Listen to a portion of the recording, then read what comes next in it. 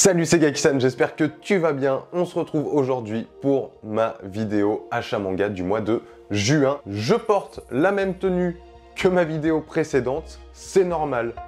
Il faut pas commencer à dire « Waouh, Gaki-san, il change pas quoi !»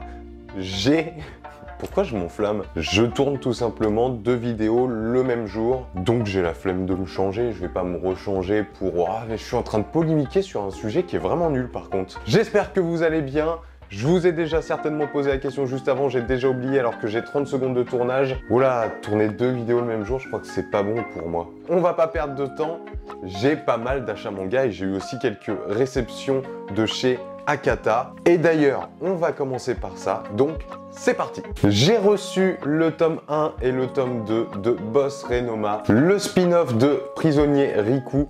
Il faut savoir que l'œuvre originale Prisonnier Riku, je connais pas du tout. J'ai lu ces 2 tomes, déjà pour vous rassurer, et ça m'a rassuré aussi, n'ayant pas lu l'œuvre originale, ça ne change rien, vous pouvez lire le spin-off sans problème. J'ai pas remarqué d'éléments où j'avais pas l'information avec le titre original. Par contre, j'imagine qu'il y a peut-être des petits easter eggs sur des persos qui sont déjà connus de la série.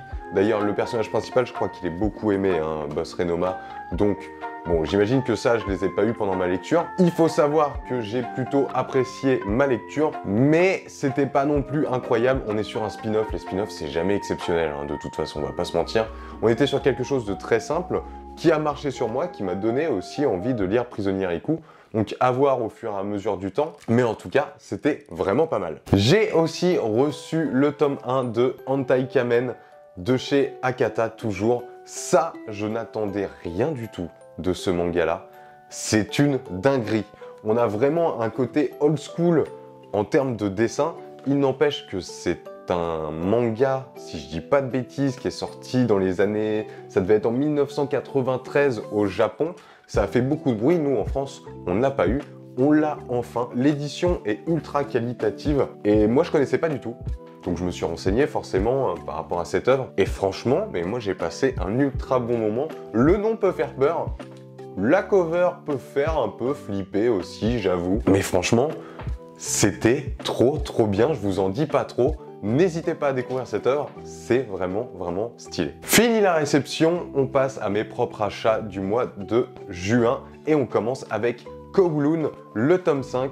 Je vous en ai déjà parlé, je suis très en retard sur cette série, je me suis arrêté au tome 2, il faut vraiment que j'accélère et que je rattrape toutes mes lectures. Une romance un peu spécifique où ça parle de passé, futur, présent. Il y a vraiment un petit truc en plus qui fait que ça donne une œuvre atypique que j'ai beaucoup aimé, donc il faut que je me rattrape.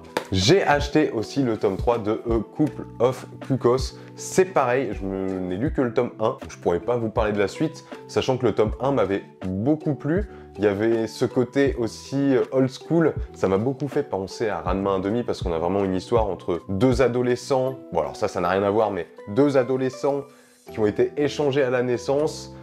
Ils vont se rendre compte qu'ils ont été échangés à la naissance, il va y avoir les 2 familles qui vont se réunir et ils vont se dire tout bêtement, on n'a qu'à fiancer nos gamins. Forcément, ils n'ont pas du tout envie d'être fiancés à quelqu'un qu'ils ne connaissent pas. Et c'est là où je rejoins le côté Ranma 1/2 que j'aimais beaucoup quand j'étais gamin. Et donc, j'ai beaucoup apprécié la lecture du tome 1 et je vais vite me rattraper pour pouvoir vous en reparler. J'ai acheté aussi No Longer Ranger de chez Pika Édition. D'ailleurs, je reviens sur A Couple of Cuckoos. C'était de chez Pika Édition aussi. No Longer Ranger par le mangaka Neji Aruba. C'est celui qui a fait The Quintessential Quintuplet, une série que j'avais adorée. Je me suis lancé sur ce nouveau tome, sur cette nouvelle œuvre. J'ai apprécié, mais il y a des défauts qui me gênent un petit peu. Mais il faut savoir que le personnage principal, entre guillemets, et je dis bien entre guillemets, n'a pas de visage. Et j'ai du mal à m'identifier dans le protagoniste, qui en plus est un antagoniste. Bref, je vais pas trop vous en dire.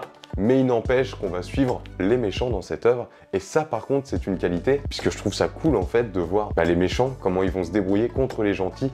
Sachant que bon, l'œuvre nous montre bien que les gentils, est-ce qu'ils sont vraiment gentils? Je sais pas, même en termes de chara design, on sent que on a vraiment l'impression que les gentils, c'est des méchants, quoi. Tout est un peu mélangé. Par contre, en termes de dessin, c'est fou, les gars. Vraiment, moi, j'ai kiffé. Déjà, The Quintessentiel Quintuplé, c'était beau. Les dessins étaient franchement sympathiques. Et là, on sent qu'il y a un petit degré en plus, une petite amélioration qui n'est pas négligeable. C'était No Longer Ranger. On enchaîne avec le tome 8 de Blue Lock, toujours de chez Pika Édition. J'ai pris l'édition limitée avec la cover réversible que je vais vous montrer tout de suite. Hop! La cover de l'édition limitée, c'est celle-ci que vous avez là. Et si je vous montre de l'autre côté, vous avez la cover du tome 8 original.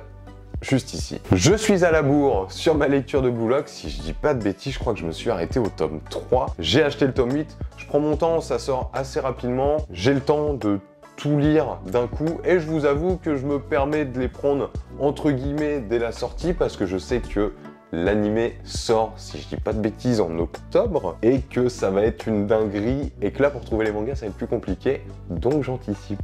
On enchaîne avec Darling in the Franxx, le tome 3 que j'ai juste ici. Darling in the Franxx, je suis à jour. Il faut savoir, et je le dis à chaque fois, que je suis pas très fan des mangas qui touchent à l'univers des mechas, voilà, les combats de mechas. Ça m'emmène pas. Darling in the Franxx, j'en ai quand même pas mal entendu parler et ça me titillait, j'avais envie de découvrir l'œuvre. Pour le moment, ça me plaît bien. J'ai toujours quand même un peu de mal avec les mechas, mais tout l'univers qu'il y a autour est vraiment sympa. Bref, j'ai acheté le tome 3, je l'ai lu, et pour le moment, je suis plutôt satisfait, c'est plutôt positif. On passe à un one-shot de chez Kazé Édition, Mirror Mirror, qui est juste là. Alors, j'ai toujours le plastique protecteur, il est toujours blisté. J'ai même pas pris le temps, ça fait un petit moment que je l'ai acheté, mais j'ai même pas pris le temps de l'ouvrir.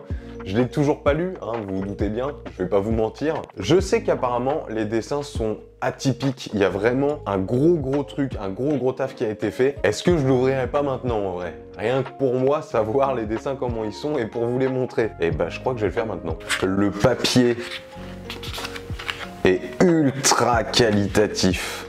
Franchement, c'est une dinguerie. Je vais vous montrer une planche classique. Et vous avez des planches. Vous en avez qui sont comme ça. Regardez-moi ça, sans déconner. Et en plus, j'ai vu qu'il y avait des jeux de couleurs. Attendez au moins que je vous montre. Ouais, dans ce style-là.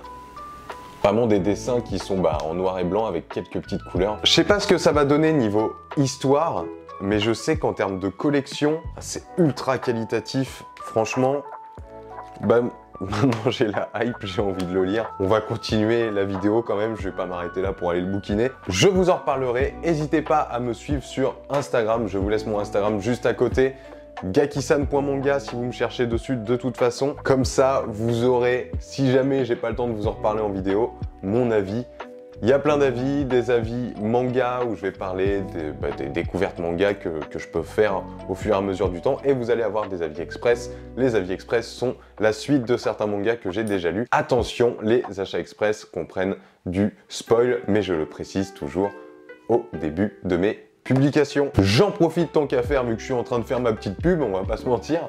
N'hésite pas à t'abonner, ça me ferait ultra plaisir. On est de plus en plus nombreux. Vous êtes une communauté de ouf, vous me faites kiffer. J'essaie de vous rendre ça en vidéo et sur Instagram. Donc n'hésitez pas à me suivre et lâchez le petit pouce, ça ferait ultra plaisir. On continue avec tout ça. Ouais, je vous explique. Dans l'une de mes vidéos précédentes, j'ai fait un achat chez Anime Store sur les mangas d'occasion. Forcément, si jamais vous voulez plus d'explications sur cette vidéo par rapport à Anime Store et la qualité de leurs mangas d'occasion, je vous invite à aller voir ma petite vidéo que je vous mets juste ici. Je vais vous débriefer vite fait ce que j'ai acheté et je vais pas forcément rentrer dans les détails de la qualité des mangas d'occasion. Donc, on enchaîne, c'est parti. Et forcément, Anime Store sont liés à la maison mère de Meian Edition. Donc là, ça va être une spéciale Meian Edition. J'ai acheté Harem in the Fantasy World Dungeon, le tome 4. dans le colis que j'ai reçu de chez Animestore. Je suis à la bourre, j'ai lu que le tome 1 et peut-être le tome 2, j'ai un doute, faudrait que je regarde mon application parce que je suis un petit peu dans le flou. Mais j'avais moyennement accroché, c'est aussi pour ça que je l'ai pris d'occasion, je me suis dit c'est l'occasion. C'est pas mal ça, pour pouvoir continuer la série. J'ai aussi acheté My Elder Sister, le tome 3 et le tome 4. Même situation que pour Harem in the Fantasy World Dungeon. J'ai moyennement apprécié la série, mais j'ai quand même envie de leur laisser une seconde chance pour pouvoir me prouver qu'au fur et à mesure du temps de l'œuvre, ça va vraiment être sympa. À voir, de toute façon, comme je vous ai dit, je vous en parlerai, que ce soit en vidéo ou sur Instagram. J'ai enchaîné avec le tome 2 et le tome 3 de Brisé par ton amour. Même situation que les tomes précédents. J'ai quand même hâte de les lire. Brisé par ton amour, j'ai aimé aussi moyennement. Mais il n'empêche que ça titille pas mal ma curiosité. Donc, c'est vraiment un kiff d'avoir pu les acheter en plus d'occasion, gagner un peu d'argent. Et je vous en parlerai pareil. Ah bah oui, là, j'accélère.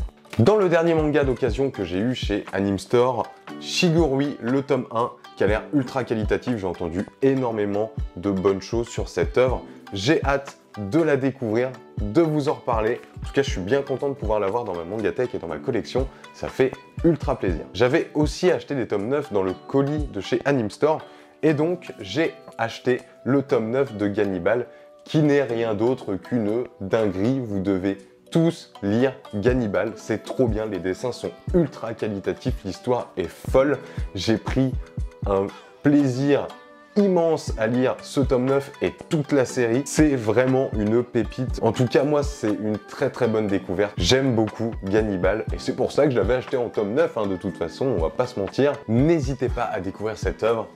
C'est incroyable. Le dernier tome du colis que j'avais reçu de chez Animestore n'était autre que Masamune-kun Revenge, le tome 7. Il faut savoir qu'à l'époque, quand j'ai fait ma vidéo pour le colis Animestore, j'avais lu jusqu'au tome 4, il me semble, je vérifie, ou même, je crois que jusqu'au tome 3. Entre le 3 et 4, bref, j'ai rattrapé mon retard sur cette œuvre et c'est vraiment trop bien. Les deux premiers tomes, il me semble, si je dis pas de bêtises, j'étais un peu mitigé. Comme quoi, des fois, il faut bien laisser une chance à l'œuvre. J'étais mitigé et finalement, c'est trop bien. Je me suis attaché au perso et tout, c'est trop cool. N'hésitez pas, si vous voulez une romance plutôt soft, plutôt simple. Pour vous refaire le petit synopsis en vite fait, on a un ancien obèse qui est devenu ultra beau gosse parce qu'il a fait beaucoup de sport et étant petit, il s'est fait rejeter par une fille. Et là, ce qu'il veut aujourd'hui, c'est que cette fille soit attirée par lui, qu'elle lui propose de sortir avec lui et qu'il l'envoie suer comme elle l'a fait à l'époque, sachant qu'elle ne sait pas que le petit gros d'avant et le mec beau gosse de maintenant sont les mêmes personnes. On termine avec deux œuvres incroyables.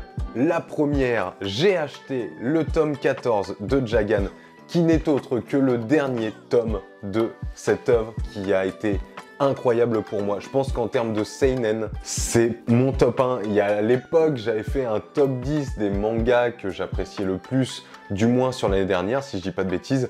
Il en faisait partie. Franchement, Jagan, c'est trop bien. C'est pour un public averti, il y a beaucoup de maturité, donc il y a beaucoup de gore, il y a beaucoup de sexe, il y a plein de choses, mais l'histoire est un peu what the fuck, mais honnêtement, l'écriture des personnages est folle. Du tome 1 au dernier tome, ils restent avec leurs objectifs. Et franchement, les dessins en plus sont fous.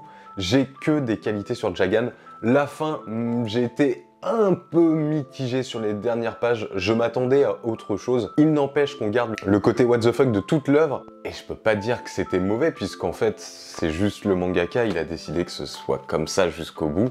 Et il a pas tort. Moi, j'étais peut-être un peu en mode fleur bleue sur certaines choses. Bref, Jagan, si vous ne l'avez pas lu, c'est le moment. L'intégrale s'ouvre à vous. Faites-vous plaisir.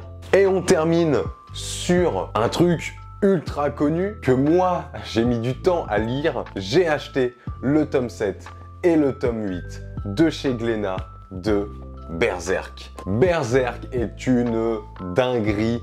C'est incroyable. Tout est bon. J'ai aucun défaut. On va pas tourner autour du pot. Pour le moment, jusqu'au tome 8, je n'ai trouvé aucun défaut. L'écriture est folle, les persos sont fous, les dessins sont incroyables. J'ai quasi jamais vu des dessins aussi qualitatifs en termes de détails. C'est trop bien. J'essaie de rattraper toute la série au fur et à mesure. Le mois prochain, je vais certainement en acheter parce que je peux plus m'en empêcher. J'ai besoin de savoir la suite.